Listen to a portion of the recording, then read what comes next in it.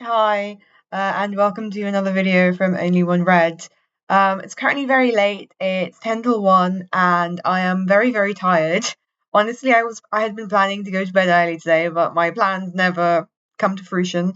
The thing is that I may be going home tomorrow, so I basically wanted to film this video because I'm not going to be taking these books with me. It's another little mini haul.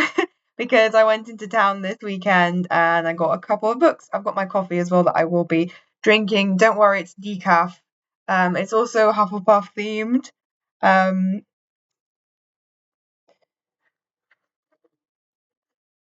right. So I went into town. If you saw my last video, you saw that from the last weekend, I did a very similar thing where I went into town looking for Sunrise on the Reaping.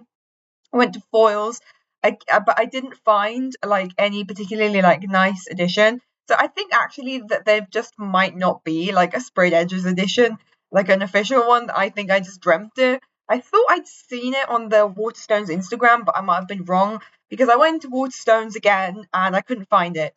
And basically, I was really angry with myself because a few weeks ago I'd seen it in the works, but I didn't buy it because I was like, okay, I want to try and not buy it until I want to buy like a nice edition. And obviously I don't know if you guys are familiar with the works, but it's a very cheap alternative. Often they sell books at discount prices lower than RRP, often lower than even Amazon sells them. So I'm decided that I wasn't gonna buy it from Waterstones. I was gonna buy it from um what the works? Sorry, I literally forgot the name of it. But I ended up buying a few books in Waterstones, and then I was like, okay, that's enough book buying for today. So I didn't end up going to the works. So I'm just gonna keep drinking. Okay, so what I ended up buying. So this was the Ministry of Time. Now this is something that I'd seen around, but basically I kind of like had to buy it because I was browsing and the like shopkeeper came and like personally recommended this to me, and I was like, okay, I've got to buy this now. Also, it really reminds me of a um piece of fiction that I am actually currently working on. Well, I say currently, I haven't touched it in about like a year and a half. But basically, what this is about basically time travel has been invented, and there's this like Ministry of Time, and there's this woman. What's her name? Sorry, I just realised. Well, it doesn't say what her name is.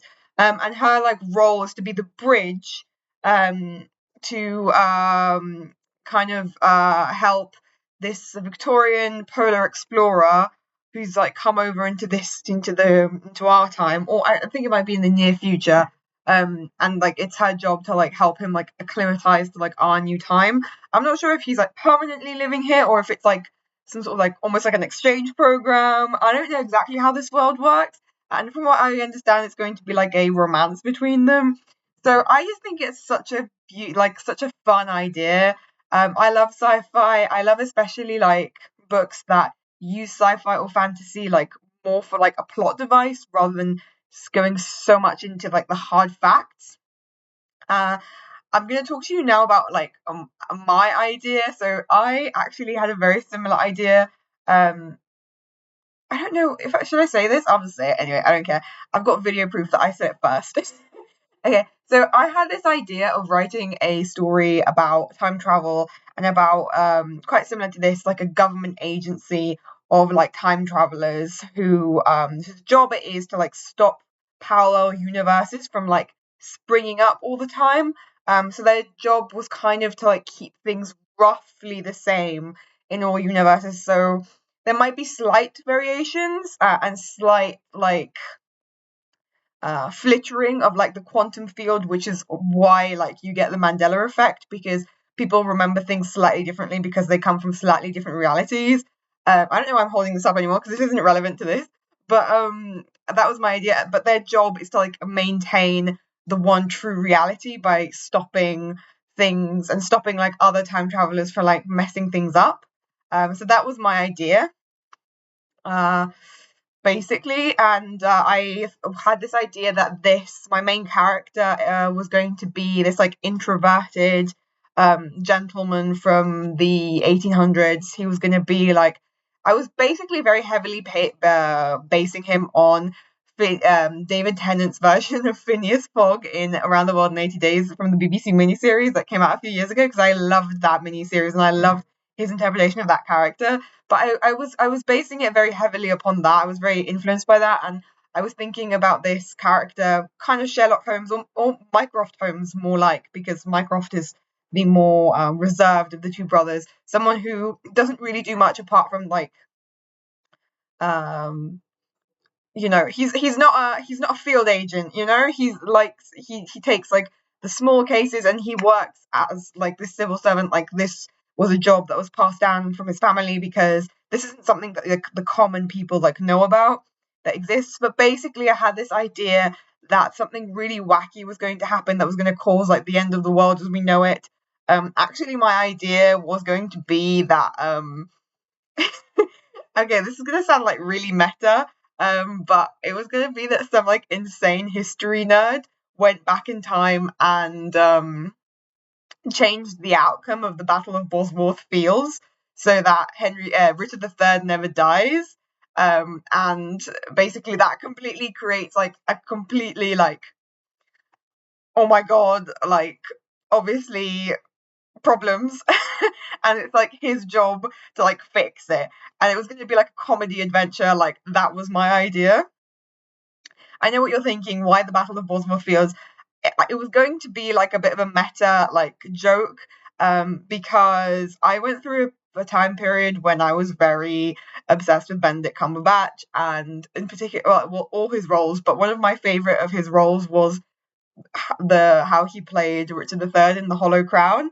So I was like obsessed with that, and I thought, wouldn't it be so funny if like a Benedict Cumberbatch fangirl went back in time because she was like so obsessed, and that would be like the villain of like this comedy film. It would be like this obsessed fangirl who was so obsessed with Benedict Cumberbatch that she went back in time to make Benedict Cumberbatch, i.e. Richard III, never stop being king, completely altering the entire history of the entire continent of Europe for the next 500 years. Well, when was the Battle of Bosworth Fields? I think it's like 15. No, it's like 1483, isn't it? I have to double check that.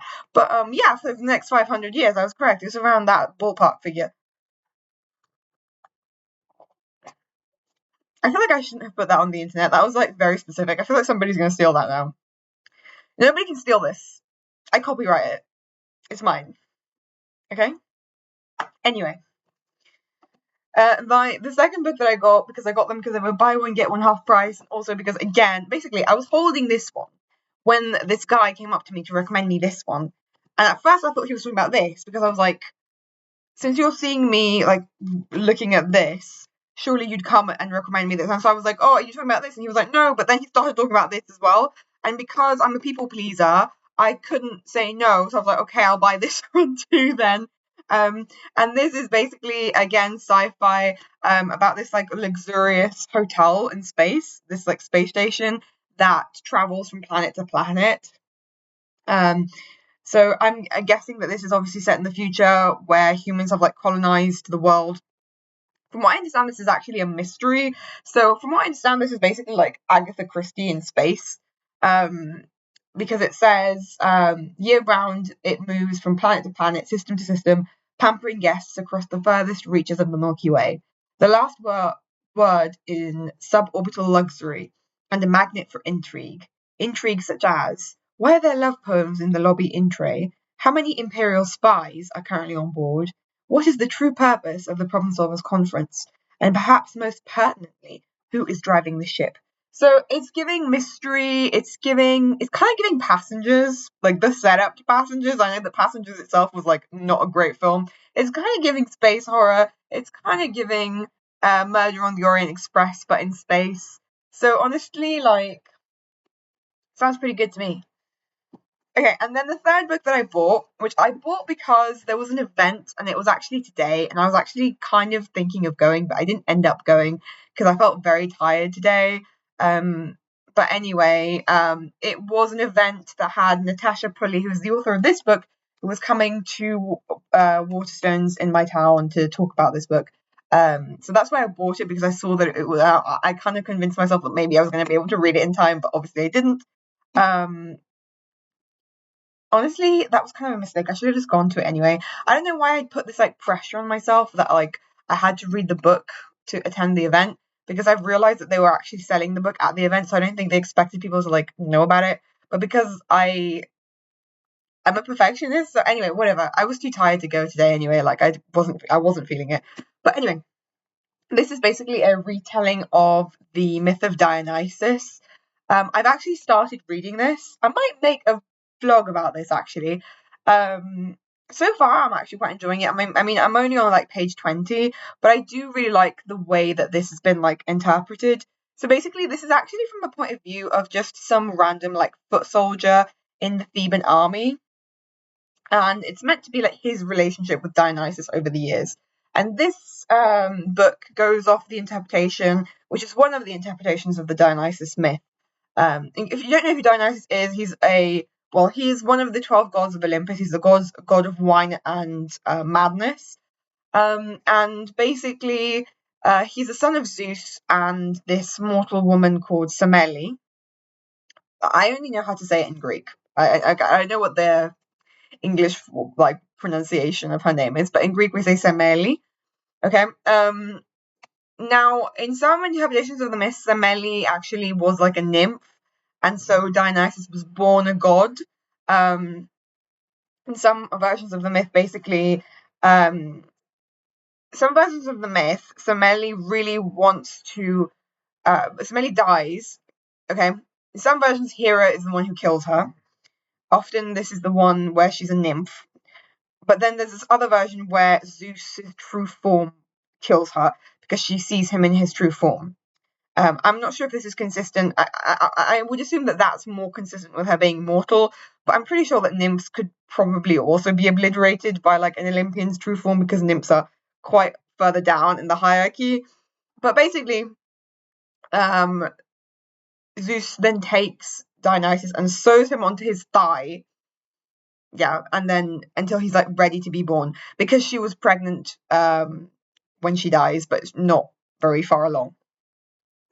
That's more like the he was born a god interpretation, but there is another version of the myth, but where basically like he was actually a demigod and Semele was a human woman.